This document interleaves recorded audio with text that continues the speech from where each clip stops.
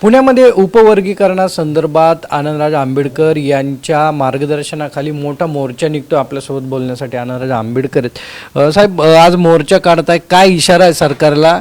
अनेक समाजाची मागणी आहे की मुख्यमंत्र्यांनी राजीनामा द्यावा. नाही, कसं आहे, आज समाज प्रचंड उद्रेक आपण पाहतोय की सर्व जिल्ह्यामध्ये होतोय.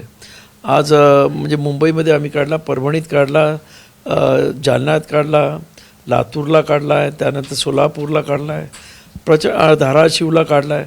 प्रचंड मोठे मोर्चे ताकदीचे निघालेले आहेत. लाखाचे मोर्चे या संपूर्ण याच्यामधून निघालेले आहेत. आणि सरकार अजूनही जर विचार करणार नसेल तर मग आमची मागणी असेल की मुख्यमंत्र्यांनी राजीनामा द्यावा. कारण मुख्यमंत्री ज्या जबरदस्तीने हे उपवर्गीय करू पाहत आहेत. आणि मला एक दुःख वाटतं की मुख्यमंत्री खोटं सांगत आहेत की सुप्रीम कोर्टाने आदेश दिलेला आहे उपवर्गीकरणाचं. तसं काही नाही. सुप्रीम कोर्टाने त्याचं फक्त मत मांडलेलं आहे की राज्यांना उपवर्गीकरण करायचं असेल तर त्यांनी इतर संपूर्ण म्हणजे इम्पेरिकल डाटा गोळा करून तशा पद्धतीने जर मागणी असेल तर उपवर्गीकरण करावं, आपल्या स्वतःच्या फायद्यासाठी करू नये. आणि ते असं म्हणतात की सुप्रीम कोर्टाचा निर्णय आहे. तर मी आपल्या चॅनलच्या वतीनं मुख्यमंत्र्यांना सांगू इच्छितो की पहिली जी या देशामध्ये संविधानामधलं जी काही हे झालं, घटनादुरुस्ती झाली, ती घटनादुरुस्ती दोराई चंपकण वर्सेस मद्रास हायकोर्ट याच्यामध्ये झाली. आणि त्याच्यामध्ये आपण लक्षात घ्या की त्यावेळेस सुप्रीम कोर्टाने शिक्षणामध्ये आरक्षण देण्यासाठी बंदी आणली. तेव्हा बाबासाहेब आंबेडकर त्यावेळेस कायदेमंत्री होते. बाबासाहेब आंबेडकरांनी पहिल्यांदा संसदेमध्ये घटनादुरुस्ती आणून अनुच्छेद 15(4) बदल करून शिक्षणामध्ये सुद्धा आरक्षण लागू केलं. तेव्हा बाबासाहेबांना संसदेमधल्या काही जणांनी असं म्हटलं की तुम्ही घटनेचं मंदिर बांधलेलं आहे आणि ते घटनेचं मंदिर आपण आज ही जी दुरुस्ती करून उद्ध्वस्त का करतायत. तेव्हा बाबासाहेब म्हणाले मी मंदिर बांधलं आहे, पण जर पुजारी घाण करत असेल तर ती घाण साफ करायला कोणीतरी असायला पाहिजे, म्हणून ते काम मी करतोय. अशा पद्धतीने बाबासाहेबांनी उत्तर दिलेलं आहे.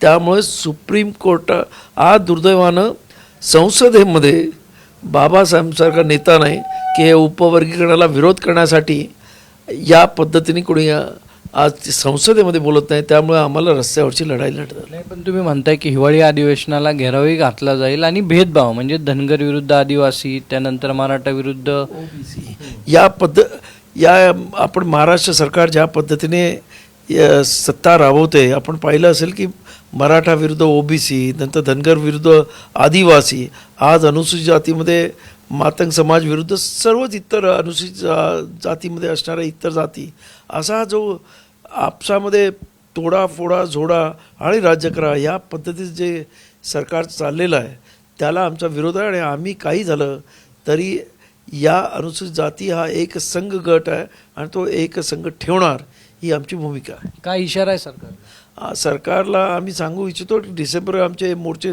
चालू राहतील. पण तुम्ही ऐकलं नाही तर विधानसभेला घेराव घालून आम्ही रस्त्यावरची लढाई आणि तिथे असणाऱ्या 227 आमदारांना आम्ही त्यांच्या घरावर सुद्धा मोर्चे काढण्याच्या तयारीत आहोत, हे लक्षात घ्या. नाही, आता जर बघितलं आपण तर या सगळ्या पार्श्वभूमीवरती 2 गट जे आहेत ते पाहायला मिळत आहेत. एक उपवर्गीकरणाला समर्थन देत आहे, एक उपवर्गीकरणाला विरोध करत आहे. नाही, उपवर्गीकरण समर्थन देणारा हा सरकारी गट आहे, त्याला सरकार स्पॉन्सरशिप आहे. इथं जो आम्ही वर्गीकरणाला विरोध करणारे आहेत ते लोक सर्व उत्स्फूर्तपणे या मोर्चामध्ये सामील होत आहेत. स्वतः म्हणजे त्याला कोणी बोलवावं लागत नाही, कोणाला आणावं लागत नाही. जनता आज स्वतःहून उतरते आणि हे अत्यंत महत्त्वाचं आहे. आणि त्यामुळे सरकारने आणि ते इथं उपवर्गीकरण जे पाठिंब्याचे जे मोर्चे आहेत ते अत्यंत चिल्लर आणि थिल्लर आहेत. आमचे मोर्चे लाखाचे होतात हे लक्षात घेतलं पाहिजे सरकारने. राजीनाम्याची मागणी पण आमची जर सरकार ऐकणार नसेल तर मग शेवटी आम्हाला मुख्यमंत्र्यांच्या राजीनाम्याची मागणी करावी लागेल. नक्की मुख्यमंत्र्याच्या राजीनाम्याची मागणी जी आहे ती केली जाते. आपल्याबरोबर साहेब आपण बातचीत करणार मागणी करताय मुख्यमंत्र्याच्या राजीनाम्याची. तुम्ही या संदर्भात आवाज उठवलेला. मागणी अत्यंत योग्य आहे, कारण बाबासाहेब आंबेडकरांनी राऊंड टेबल कॉन्फरन्समध्ये जातीनिवाड्याच्या मुद्द्यावर ब्रिटिशांना सांगितलेलं होतं की इतरांच्या बरोबरीनं मागासवर्गीय समाजाला सगळ्या प्रकारच्या सुविधा सवलती विकास झाला पाहिजे. आणि त्या अनुषंगानं बाबासाहेबांनी त्या काळापासून जे सुरुवात केली या गोष्टीची, नंतर बाबासाहेबांनी राज्यघटना लिहिल्यानंतर त्याच्यामध्ये सुद्धा 59 जातीचा एक संघ असा वर्ग तयार केलेला होता आणि राज्यघटनेमध्ये तरतुदी आणलेल्या होत्या. परंतु दुर्दैवानं हे सरकार या ठिकाणी अशा पद्धतीनं, जसं आनंदराज म्हणाले की OBC versus Maratha, Dhangar versus Adivasi, असं जे लावून देण्याचा प्रयत्न सुरू झालेला आहे, त्याच्यामध्ये आणखी एक आता भर पडली दलित व्हर्सेस दलित.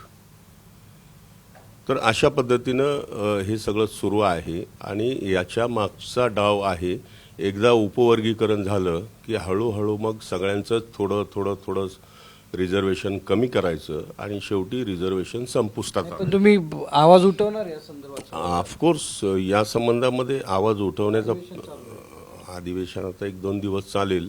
मी यासंबंधी प्रश्नही विचारलेले आहेत. 0 आवरमध्ये सुद्धा पार्लमेंटमध्ये मी हा मुद्दा उपस्थित करतोय. तर अशा पद्धतीनं हा उपवर्गीकरणाचा जो डाव आहे तो समाजानं हाणून पाडण्याचा प्रयत्न सुरू केलेला आहे. आनंदराज जे आहेत, मी आहे, बाकी सर्व नेते या बाबतीमध्ये पुढाकार घेतलेला आहे. पण मग तुम्ही संसदेत जेव्हा जाता तेव्हा आठवले पण तिथं असतात, त्या संदर्भात बोलणे ते तर समर्थन करतात. त्यांची भूमिका मी सांगू शकत नाहीये. त्यांना जे योग्य वाटतं त्या पद्धतीने ते करतील. पण तुम्ही जाब विचारला नाही का? तुम्ही विरोध करता ते समर्थन? नाही, मला तर वाटत नाही त्यांनी पार्लमेंटमध्ये आत्तापर्यंत काही त्याचं समर्थन केलेलं मी तर बघितलेलं नाही किंवा पाहिलेलं नाही. नक्की आपण जर पाहिलं तर मुख्यमंत्र्याची राजीनाम्याची मागणी जी आहे ती आजच्या मोर्चामधून केली जाणार आहे. कॅमेरामॅन आदर्श कटकेसह सागर आवड, साम टीव्ही, पुणे.